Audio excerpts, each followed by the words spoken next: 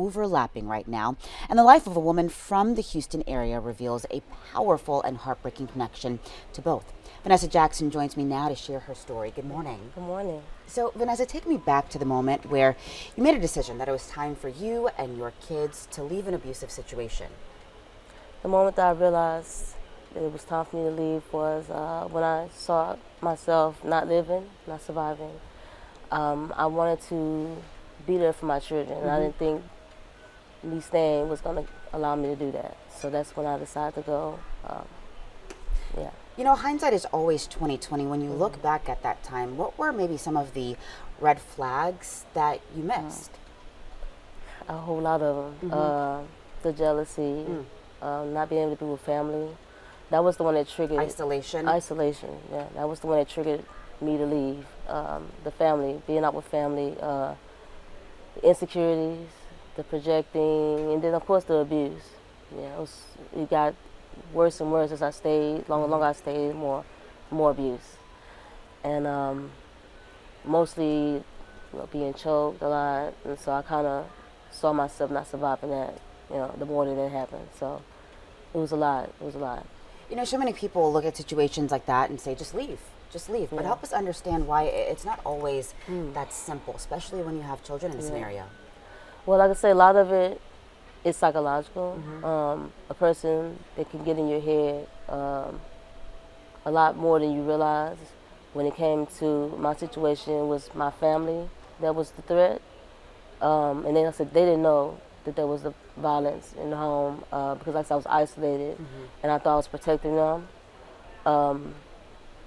They were my closest, support. And so the mindset, the not having finances, not being able to know where you're going to go, and then there's children involved. So that kind of puts you in a space where, how does this affect my children, going forward? Is this what's best for them? At the time, I thought that staying was what's best for my kids. And then when they started to respond to the abuse, I realized that wasn't what's best for them. So we know how important it is to have a safety plan. What was the most important thing for you that really opened up the avenue for you to leave? I think the risk, just to take a chance, having faith. I lost my faith for a while, and it made me feel like I was, not capable of really surviving with just me and the kids, because that's what I was told. I wouldn't be able to make it. So I had to take a chance and take a risk, and I found myself in a place where I was able to get the resources that I needed, but just that mindset, changing that mindset, and giving yourself back to God and trusting God to do the rest. Once you took that risk, stepped out on faith really, and got settled with your kids and got to a safe place, when did you decide it's now time to start really checking in on myself and taking my health seriously?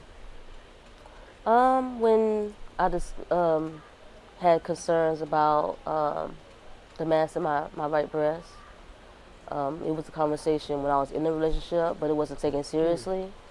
So I needed to check in on that and see what it was. And the unknown wasn't going to be good to just not know, especially when I finally got a little bit of a breather to kind of make plans for my kids. Like I said, I saw myself not surviving the relationship, and I didn't want to not survive something else, that I didn't really take seriously as well. So that's when I started really checking in on myself.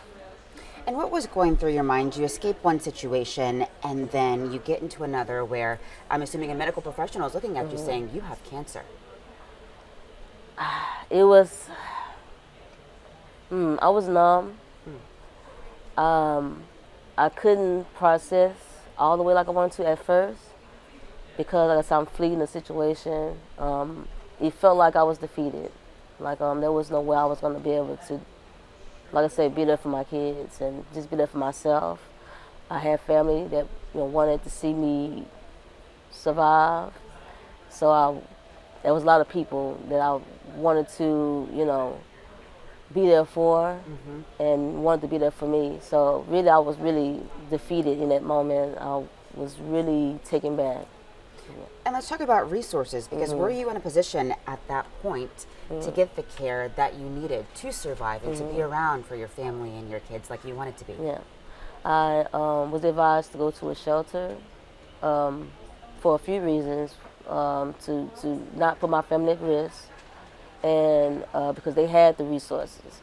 I didn't know how many resources they had. I just knew that it may be best for this process that I was going through, like the protective order. You know, they'll have access to things I didn't have access to when I was kind of just fleeing and, you know, say being with family. So the shelter kind of took me and my kids in, and they made sure that we had everything we needed.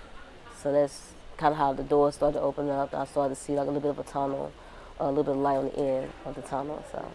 And how did you first become aware of the resources that were available to you through the Rose? Well, when I was discussing with the case manager about what I needed, because they asked you what you need, you have to sit down. I mentioned to them that I had a concern about the mass in my breast, and they immediately had a resource for me. I mean, it didn't take them long to set it up because they said someone had just went through that process before me. And so they took it seriously. They took it seriously, and I connected with the Rose, and I was able to get the diagnosis I was looking for that I didn't get prior, because I had a lot of tests done prior. I was able to really have a conversation about what that process was going to look like going forward. So, like I said, I was able to see a little bit of a light being connected to the Rose. And how are you doing today, Vanessa? I'm doing great. I'm doing great. I'm doing. I'm probably healthier than I've ever been, and I smile more than I've ever smiled, and I'm able to have hobbies and have goals, and I do a lot of things for myself. And of course, my children are big and healthy, and they smile more. So I'm doing really good. Yeah. You talked about that space you were in where you were leaving a relationship, you had gotten this diagnosis, and you said you felt defeated. Through this process and the assistance that you've received from the community and from the Rose, how would you describe, if there is a word that comes to mind now? Right now, I'm blessed. Yeah, because like I said, I know people who did not get through that, through some of those obstacles, and so I'm blessed to be here and to share my story. And if there's anyone out there who's dealing with the discovery of something scary on their bodies, or anybody who's dealing with a situation they know isn't good for them, I mean, what would you want your message to them to be?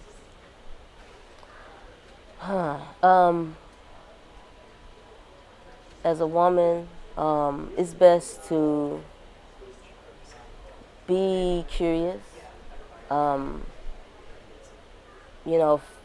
of push the agenda as far as having someone really check in and see the concerns that you have, like, because I had to push it, and really, really care about yourself, especially if there are children involved, and just if it's just you.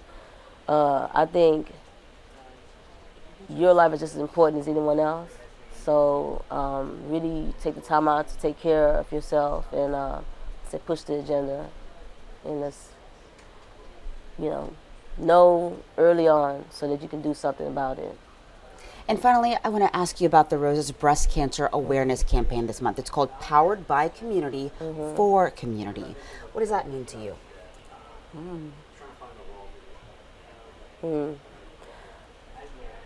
That we have power. Community is needed. Community is necessary. It's one of the reasons God created us.